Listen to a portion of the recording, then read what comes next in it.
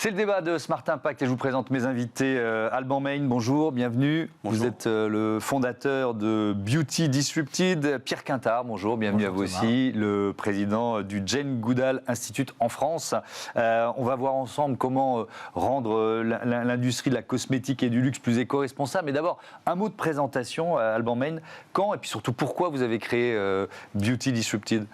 Oui, alors on a décidé de créer Beauty Disrupted en 2019 en fait, Ouais. quand on est tombé sur un article dans Forbes qui disait qu'il y avait 80 milliards de bouteilles de shampoing et d'après-shampoing qui étaient produites chaque année. 80 milliards, moins de 10% sont recyclés. Et on s'est dit c'est une aberration écologique. Et on a regardé le segment des cosmétiques solides. Et ce qu'on a vu, c'est qu'il y avait beaucoup de marques qui étaient très engagées, mais pas forcément luxueuses et pas forcément orientées sur la sensorialité du produit. Ouais. Et on s'est dit c'est vraiment dommage parce que l'idée est super bonne, mais l'exécution n'est pas au niveau qu'on aimerait pour en fait vraiment aider à transformer l'industrie, Ouais. faire quelque chose de plus écologique. Oui, donc vous êtes parti sur ce segment de la cosmétique de luxe, Premium. on peut dire ça Ouais, comme ouais, ça, tout à fait. premium. Ouais. Pierre Quintard, il faut peut-être, c'est très connu, mais rappeler les missions de la fondation Jane Goodall. Oui, bien sûr. La fondation Jane Goodall a été créée par Jane elle-même il y a un certain nombre d'années maintenant, puisque ses premiers travaux sur le terrain ont été faits au début des années 60. Et donc en 77, elle a créé l'Institut. Et l'Institut, aujourd'hui, a deux grandes missions. Une mission terrain, où on a une présence dans une douzaine de pays en Afrique, où on préserve les primates, mais également leur environnement en travaillant avec les populations locales. Ouais. Et puis une mission d'éducation au travers d'un programme Roots and Shoots qui est aujourd'hui distribué dans une centaine de pays dans le monde et qui vise à éduquer les enfants par l'action à l'environnement ou la prise de conscience du besoin de préserver la planète. Ouais. Roots and Shoots, c'est un peu partout dans le monde, ça peut être en France aussi. Absolument, on est en France, on est dans une centaine de pays. Ouais. Et aujourd'hui, le concept, c'est de pousser les enfants à initier leur propre projet.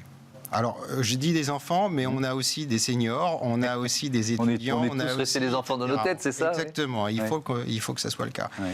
Et donc, effectivement, par ce biais-là, il y a une prise de conscience beaucoup plus importante, puisque derrière, ils vont pouvoir être acteurs, moteurs de leur propre, etc. Et donc, ça remonte aussi dans les familles. Et c'est un programme qui a beaucoup de succès, puisque ça fait plus de 30 ans maintenant que l'on a, et on a des retours à tous les niveaux. Alors, on va voir en quoi consiste ce partenariat, puisque vous avez décidé d'aider l'Institut, la Fondation Jane Goodall, deux autres associations aussi. Comment ça marche? C'est quoi le principe? Alors le principe, c'est le suivant. Déjà, en fait, tous nos produits, on est on essaie de faire du mieux possible pour éviter d'avoir un impact négatif. Ouais. Voilà, donc on utilise 100% d'énergie renouvelable. On est absolument zéro plastique. Voilà, on fait vraiment très attention sur les ingrédients, etc. Bien Voilà. sûr, Et ouais. on est d'ailleurs certifié B Corp, ce qui pour nous était super Qui important. est un label exigeant, je le rappelle. On l'a déjà dit plusieurs fois dans voilà, cette émission, ouais. mais bon, Et c'est pour nous, pas un label c'était- si simple à obtenir. Et on l'a fait tout au début de la création de l'entreprise afin Ouais. d'avoir une feuille de route qui était claire et il y a des gens très intelligents qui ont réfléchi Ouais. sur B Corp. Pour nous, c'était une aide formidable. Et B Corp, je rappelle qu'il faut le réactualiser, et donc c'est aussi un moyen de progresser Absolument, ouais. année après année. Là, on Bref, se repose de la certification Ouais. pour l'instant, mais après, effectivement, on va repasser dans le process C'est ça. qui est quand même fastidieux, mais passionnant. Donc voilà, donc on fait attention à pas abîmer la planète avec nos systèmes de production, et par ailleurs, on reverse 20% de nos bénéfices à des associations qui protègent la planète ou combattent le dérèglement climatique. pourquoi vous avez choisi notamment l'Institut Jane Goodall?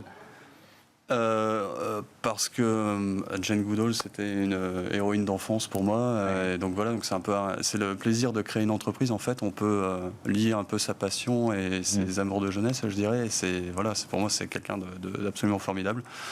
C'était la première chose. Et puis après, j'ai rencontré l'équipe, Pierre, Galit aussi en France. Et puis on s'est retrouvés sur des valeurs, on s'est retrouvés sur la mission, l'éducation, qui sont vraiment des sujets très importants, quoi.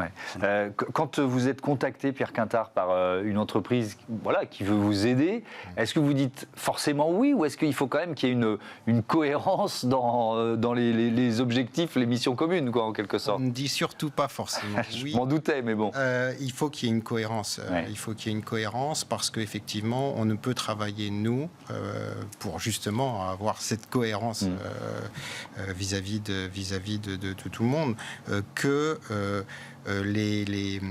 que les produits rentrent bien, ou que les produits, ou que l'entreprise en tout cas rejoint nos valeurs. Donc le label B Corp, d'une certaine façon, c'est important, quoi. Le label B Corp est important, mais c'est aussi, je pense, les valeurs même de l'entreprise, les valeurs de l'entrepreneur. C'est clair que pour nous, on voit dans le travail que fait Alban une prise de conscience importante de notre place parmi les vivants. Et ce qui est important, c'est quand même un concept qui est à changer, qu'on s'est auto-construit quelque part une place particulière dans le monde des vivants. Et aujourd'hui, effectivement, on s'arroge un certain nombre de droits en ne prenant pas compte un certain nombre d'éléments. Donc, effectivement, que ces valeurs se rejoignent est pour nous excessivement important. Est-ce que l'argent que vous allez récupérer grâce à Beauty Disrupted, il est fléché d'une certaine façon? C'est-à-dire, est-ce qu'il y a un programme, un projet commun ou pas forcément? Comment ça... Pas forcément, ça dépend. Il y a effectivement un certain nombre d'entreprises avec lesquelles on a des partenariats, sur lesquels on a un fléchage. C'est-à-dire qu'on va venir alimenter spécifiquement une action de terrain. Ça peut être de replanter des arbres, ça peut être de faire tel type de préservation, tel type de programme. Donc là, effectivement, on a ce cadre de figure-là. Et puis, on a un certain nombre de partenaires qui travaillent sur la globalité de nos actions. Oui, Alban Main, je reviens au modèle économique et à la mission, d'une certaine façon, de votre entreprise. Donc, il y a cette idée de combiner le segment de la cosmétique de luxe et la responsabilité écologique. Est-ce que finalement, et là on peut élargir un peu le débat, vous diriez que le secteur il est en retard par rapport à d'autres sur cette mutation? Comment vous le ressentez, ça? C'est une très bonne question. En fait, je pense qu'on peut tous faire beaucoup, beaucoup plus. Et nous, en fait, en tant que Beauty Disrupted, donc on est une start-up, on n'est pas un grand groupe aujourd'hui, on essaye d'être un petit peu le caillou dans la chaussure. Un petit aiguillon, là? Voilà, pour essayer de faire bouger un peu l'industrie de manière plus conséquente et pas juste faire les low-hanging fruits. Voilà, c'est vraiment avancer sur les vrais sujets.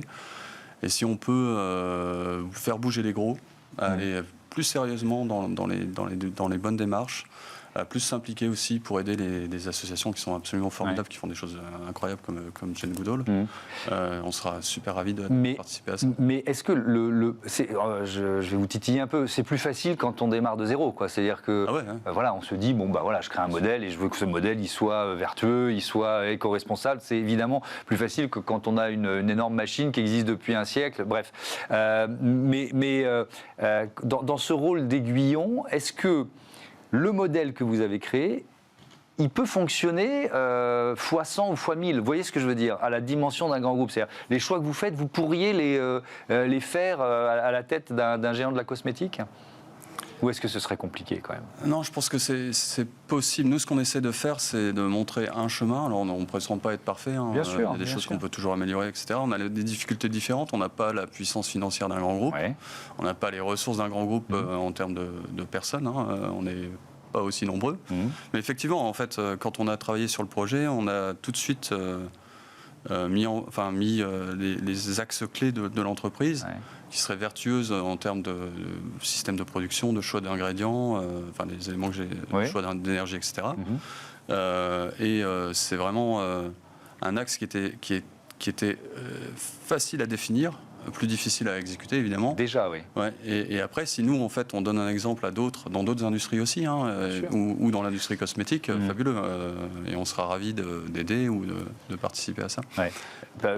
Pierre Quintard, j'ai découvert que vous accompagnez aussi des jeunes chercheurs avec le Jane Goodall Institute.